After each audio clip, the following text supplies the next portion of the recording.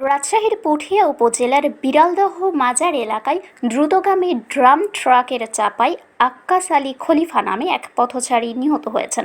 এ ঘটনাকে কেন্দ্র করে মহাসড়ক অবরোধ করে দুটি ড্রাম ট্রাকে আগুন ধরিয়ে দিয়েছেন বিক্ষুব্ধ জনতা।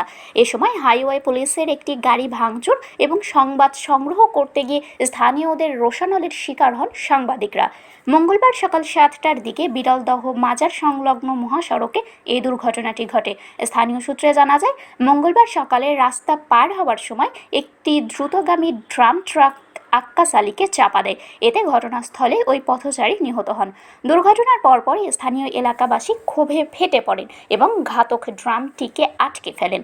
দুর্ঘটনার খবর ছড়িয়ে পড়লে এলাকার শত শত মানুষ মহাসড়কে নেমে আসেন এবং দীর্ঘক্ষণ যান চলাচল অবরোধ করে রাখেন।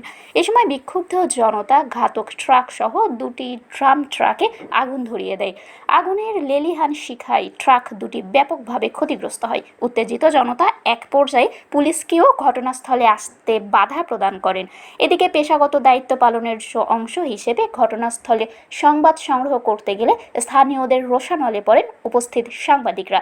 এ সময় উত্তেজিত জনতা এক সাংবাদিকের ওপর চড়াও হন এবং তার ব্যবহৃত মোবাইল ফোনটি ভেঙে ফেলেন। পরবর্তীতে খবর পেয়ে অতিরিক্ত পুলিশ ও ফায়ার সার্ভিসের কর্মীরা ঘটনাস্থলে পৌঁছান। শুরুতে তারা জনরোষের কারণে বাধার সম্মুখীন হলেও পরে পরিস্থিতি নিয়ন্ত্রণে আনতে সক্ষম হন। ফায়ার সার্ভিসের কর্মীরা দ্রুত তৎপরতা চালিয়ে ট্রাকের আগুন নিভিয়ে ফেলেন। পুলিশ জানিয়েছে, বর্তমানে ওই এলাকার পরিস্থিতি স্বাভাবিক রয়েছে। নিহতের মরদেহ উদ্ধার করে ময়নাতদন্তের জন্য মেডিকেল কলেজ হাসপাতালের মর্গে পাঠানো হয়েছে। শারমিন শিমু, বরেন্দ্র টেলিভিশন।